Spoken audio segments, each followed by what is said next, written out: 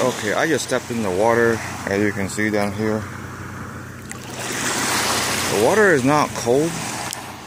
I had my misgivings at first. I thought, oh my god, the sand's cold, so the water must be cold. But thank God it's not. So I must be crazy to be doing what I am doing right now, holding my phone while walking in the beach, the water, the waves. But crazy people do this all the time. In fact, when people are like walking into the ocean to catch a Blastoise on Pokemon Go or something, it's not the water temperature that I mind, it's the rockiness of the sand, all the pebbles and the shells. But that comes with the territory, because I chose not to wear slippers. Mom's like, oh, we gotta buy him slippers, buy him slippers. I can take it, I can take a little walking barefoot. And the bad thing about slippers is that they float, you know, so it's much even harder to walk against the water. Like I said, freedom. In this case, freedom for the feet. It's a nice beach. And I admit I have a bad habit of comparing things. I compare restaurants, I compare beaches, I compare music. I gotta learn to take it for what it is. Like for this, I enjoy the beach for what it is. I don't get this when I'm back in school or when I work. I can only like sit at the library or in my office and just dream about it. Of course, like I've reiterated many times, one of my favorite beaches is Nha Trang, which is in Vietnam. Now, I went there over a decade ago.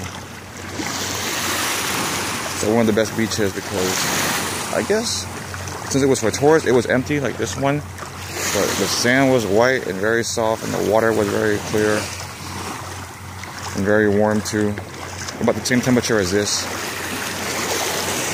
That's like, oh, đi tắm biển, or go like swim the ocean. I'm like, I don't need to swim in the ocean. I don't have to get my whole body in the ocean. I can enjoy it to a certain degree I want. To me, this is more than enough. There's just something calm about being near a big body of water, whether it's a river walk or an ocean. Yeah, I'm still holding onto my camera for dear life. They drop it unscrewed. Huh. But for all my fans, quote unquote fans out there, this is worth it. I'm just kidding, I don't really have many fans, but it's worth it to me.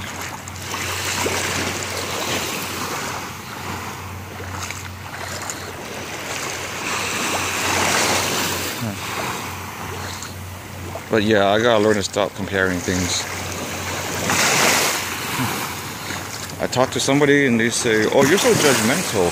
How about you try this exercise where for 15 minutes a day you just intensely judge. And I'm like, what's the point of that? So it's either, like, so by the end of the day, so after those 15 minutes, I'm so tired of judging that I won't judge the rest of the day. Or I get sick of judging because there's so many things to judge and I can't find any more things to judge. And I tried it for like, maybe, I tried it twice, but it only lasted like 2 to 5 minutes. I'm like, this is boring, this is not worth it, it's not working. I'd rather meditate and get a better peace of mind. And if you want to break from a bad habit, it doesn't mean you do the habit even more. That's like, oh, let's stop smoking so much that you get sick of smoking. I'm like, no, that's not how it works. Are you out of your mind?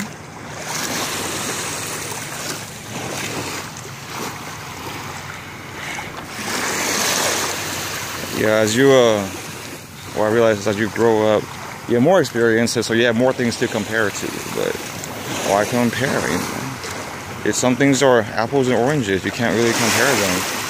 Some things are just different situations, different stories, different backgrounds. Not just for objects like beaches and restaurants, but also people and lifestyles and lives.